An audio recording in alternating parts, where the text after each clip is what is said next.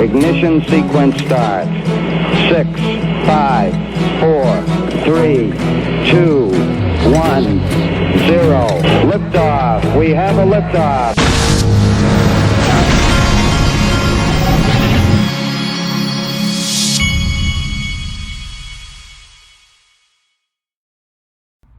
Hey everybody, this is the Digital Asset Investor, and I want to remind you, link to my sponsor just added more link to equity. I think they added link to private equity onto the platform this morning. The Ripple private equity, I don't know if they ran out, I haven't looked, but you can go and check it out. I'm not allowed to, I don't think I'm supposed to be showing the prices or whatever, but you can go and check it out. The link to that will be in the top of the description. Check it out. The official cool guy of the Digital Asset Investor channel is doing his third episode of his Troomers Only show. Is the USA under military control? Uh-oh, he's going off into the political stuff. But here, Hinman violate executive order. I don't know what he's referring to, but I'm probably going to try to tune in so that I can find out. And he's got a boxer, it looks like a heavyweight contender, David Nino Rodriguez is who he's going to have. Now, Ashley Prosper, after going looking at all the Hinman email stuff, Ashley Prosper has been all over it. Good stuff. Just in case you think the unsealed documents are a nothing burger: 1, ETH free pass confirmed. 2, regulatory capture confirmed. 3, Hinman ethics breach confirmed. 4, market confusion confirmed. 5, SEC overreach with Howey analysis confirmed. 6, Ripple's fair notice defense affirmed. If that's a nothing burger, I'll take 100 more, please. Me too. Now look at this right here. Vitalik Buterin didn't just try to get the Ethereum free pass, which I can understand. No, he simultaneously tried to help the SEC shut the door on every crypto project that wasn't operating on the Ethereum network. He tried to create a monopoly that JP Morgan, Consensus, the EEA, Jay Clayton, Simpson Thatcher, Bill Hinman, A16Z, and the Ethereum whales would benefit from. They all acted unethically, and some even acted illegally. It's no wonder the DOJ tried to get Stephen Narioff to give up the goods on Joseph Lubin. And who's to say he didn't? The case against Stephen was mysteriously dropped after he had already been indicted. If I were Lubin or Vitalik, I'd be running back to Sweden. Oh, wait, that's right. They can't because they screwed over 35 employees by secretly selling core parts of Ethereum business to JP Morgan and are now being sued in Swiss court. Or at least Joseph is. Everywhere they go, everything they touch turns to S word, as my 10-year-old would say. This is an interesting write-up. Then there's this. ETH clearly began as a securities offering. Here, Bill Hinman says it. Subject: first stab at the digital asset security morphing issue from Bill Hinman. And it says, application to Ether clearly began as a securities offering. Right there. Just right out. Says it. Don't need to see anything else. And then, once again, Ashley Prosper. Jay Clayton wasn't interested in giving Ripple clarity. This it talks about the meeting with Brad Garlinghouse and David Schwartz and those guys. And right here, I think we've shown this in the past. Towards the end of the meeting, Garlinghouse briefly noted that Ripple was in purgatory due to uncertainty as to whether XRP, the cryptocurrency which Ripple associated, is or is not a security. In response, Chairman Clayton immediately stated that the meeting was not the proper forum for discussion about that topic. But it was a proper forum for Bill Hinman to call Vitalik Buterin to get Vitalik Buterin's explanation of how the Ethereum Foundation works, so that they could, because it was proper to talk about Ethereum in those meetings, just not XRP. And look, another point I want to make sure everybody gets: Bill Hinman was the bad guy of yesterday. And a lot of people were saying, okay, well, most of these people at the SEC seem to be just trying to do their jobs. And yes, okay. But Jay Clayton is the other guy. Jay Clayton wasn't in a lot of that stuff, but I believe Jay Clayton intentionally left himself out of a lot of that stuff so that he could have plausible deniability maybe. But Jay Clayton was involved. We have enough things here that point to Jay Clayton and Bill Hinman working this out. Now, a reminder, today, John Deaton at 3 o'clock p.m. Eastern time, he's going to have Mark Fagel I think he used to be with the SEC. This guy, Supreme Court advocacy, I don't know if he was SEC or not, but he's going to have Jeremy Hogan as well. They're going to all hash out the Hinman stuff. All right, let's. Yesterday, they had hearings. There was a few hearings going on at the same time all this Hinman stuff was coming out. And I wanted to show you a couple of the things. Check this one out with Janet Yellen, who's never held a job in private industry. Did a tabletop exercise, and in response to sanctions against a Chinese scenario where there will be an invasion of Taiwan, the scenario was that China, the second largest foreign creditor of U.S. Treasuries, would dump that $859 billion in Treasury securities. How are you working with our allies internationally and also the Federal Reserve to deal with a situation where China would dump that volume of Treasury securities overnight? So we are not engaging in specific exercises to address such a risk, but the United States, the National Security Council, is certainly concerned on an ongoing basis. Well, Madam Secretary, I would encourage Treasury to make preparations and be on the ready for that scenario and work with. Okay, make preparations. In other words, this is just a matter of time. Now, they also had a hearing with Patrick McHenry and those guys on digital assets. Listen to this portion right here. Before we get to the substantive question of what to do with crypto, we as a country have to answer a more fundamental question. Who among us should get to decide the future of emerging technologies like crypto and blockchain? Should it be Chair Gary Gensler, an unelected bureaucrat who answers only to himself? Or should it be the United States Congress, whose members are elected by and therefore accountable to the people? And so, Mr. Allaire, do you believe, as I do, that an act of Congress would be the most democratic means by which to decide the future of digital assets?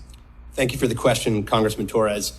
I do agree, and in fact, the Presidential Working Group specifically asked Congress to act urgently on this matter over a year and a half ago. And so I believe it's critical that Congress does take ball control here. Okay, and then I have several clips. Watch this one. Mr. Garrison, in 2021, SEC Chair Gensler said regarding the regulation of digital assets, quote, "There are some gaps in this space. We need additional congressional authorities to prevent transactions, products, and platforms from falling between regulatory cracks," close quote.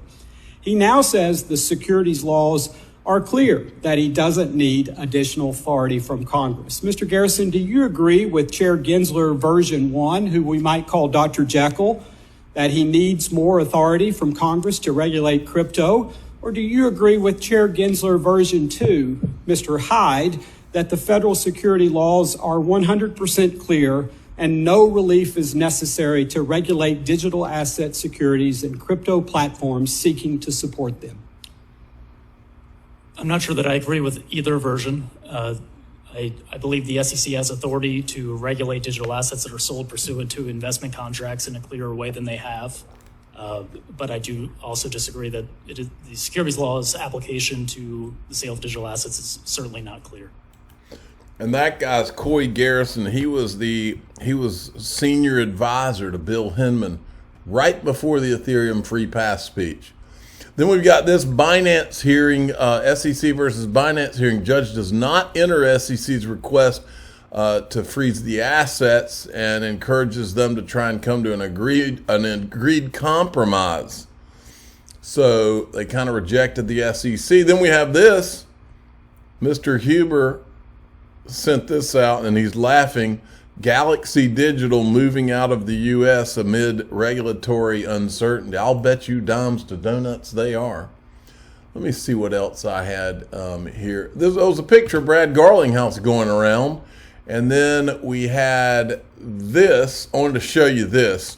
This is Warren Davidson now. Warren Davidson is trying to pass the SEC Stabilization Act. Now, here's the problem, and I'll play you a little bit of this, but here's the problem I have with I'm not trying to pick on Warren Davidson because I think he's one of the good guys, but good guy is a relative term when you're talking about people in politics and Congress. And the reason I say that is I think I speak for most Americans when I say that, yes, we're tired of corruption, but let me tell you what I think we might even be more tired of. And that is the people who are supposed to be the good guys who say they're doing this and, oh, yeah, we're going to pass the whatever, the SEC Stabilization Act, knowing that they can't pass it, and that's where it ends. In other words, they're only doing it for political purposes to make themselves look good instead of actually doing something that's going to stop a Gary Gensler. And so my question to Warren Davidson, which I think he should answer, here's my question right here. My understanding is that, let's say that he can't pass this bill because he doesn't have, he can't get the president to sign off on it, and he can't get, he might get the House but not the Senate. So how's he going to pass it? So my question is, okay, let's assume you can't pass it.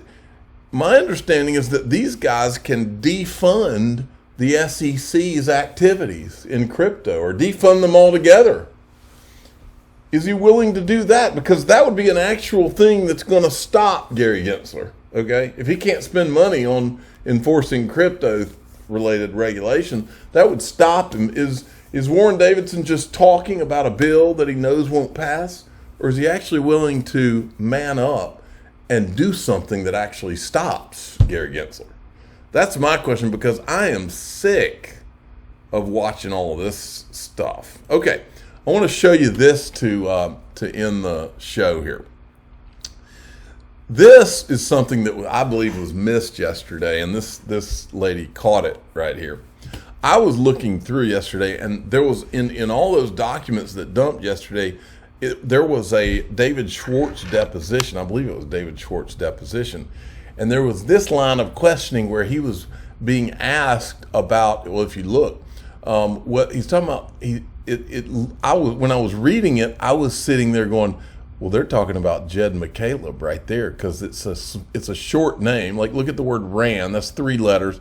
I was like, he's got to be talking about Jed. He says, my recollection is that until the incident with the lost ledgers, blank ran them exclusively from his home, that they asked him from his home. Well, he operated them from wherever they were. The validators themselves, I believe they were running on an Amazon infrastructure. And the loss of some of the blocks caused a change in that, I guess. Is that what you're saying? Yes. And what happened after that? After the incident with the lost blocks, at first we didn't know. We didn't know what happened. So blank asked me to investigate, and in order to do that, I needed access to those validators. Prior to that, I didn't have any role. I'm not even positive I knew that there were 3. I might have, I might not have. At that point, it became important that I look at the infrastructure. What had happened, just briefly. All 3 of the validators that Jed, and they accidentally put his name in there, they missed this redaction. It's a missed redaction is what it is. The missed redaction was running all 3 that were built. So anyway, what they're referencing, and a lot of people don't know this, but in the early days, Jed was running 3 validators, then 32,000 Genesis blocks were lost. Makes you wonder, why is Jed, and the other thing I'm looking at this, why is Jed being redacted instead of openly being deposed? Why is Jed not involved in all this? This is the same Jed that ran Mt. Gox, and then some guy that looked like a patsy, quote, bought Mt. Gox that was supposed to be in Japan, when I have a video where somebody said that somebody in the early days of Mt. Gox wanted to jump a plane and go meet, and went like actually did jump a plane and went to Costa Rica to meet with Jed, not Japan. And then Jed runs Mt. Gox, and his, you know who banked Jed early on was J.P. Morgan. We found that document too. And now Jed McCaleb is not, he's not sued, he's not interviewed in this, he's not asked any questions. They try to redact his name. Jed's the mystery, folks. I mean, then the 32,000 blocks are lost on his watch. What the hell's going on with Jed McCaleb? I'm the digital asset investor. I'm not an investment advisor. This is for entertainment purposes only. Please subscribe, hit the like button, and tell your friends and family that Jed's the mystery man in all of crypto to me. Jed is the man that I would love to know more about. And he's also the missing redactions. The missed redaction, that is, right there.